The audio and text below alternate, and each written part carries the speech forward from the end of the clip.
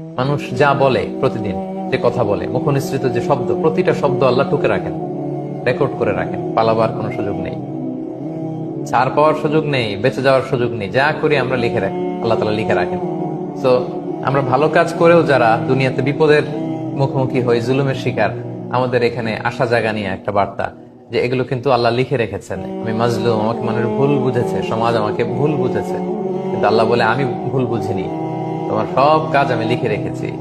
ভালো করলে ভালোর প্রতিদান তুমি পাবে, খারাপ করলে খারাপের প্রতিদান তুমি পাবে। ওয়াকুল্লা শাইইন আহসাইনাহু ফি ইমামিম মুবিন। প্রতিটি কাজ ওয়েল ডকুমেন্টেড ম্যানারে লিখে রাখা হচ্ছে, সংরক্ষিত হচ্ছে, লিপিবদ্ধ হচ্ছে। আমরা যখন মানুষের সামনে কিছু করি তখন খুব সাবধানে কথা বলি। আমরা ক্যামেরার সামনে যখন কিছু করি বলি, সাবধানে বলি, কারণ এটা রেকর্ডেড, ডকুমেন্টেড। আল্লাহ তাআলা বলেন এরকম ইমামুম মুবিন নামক ভিডিও রেকর্ড দিয়ে আমি সবকিছু সিসি ক্যামেরার মতো টুকে রাখছি, তুলে রাখছি, লিপিবদ্ধ করে রাখছি, আর সংরক্ষিত থাকছে আমার কাছে।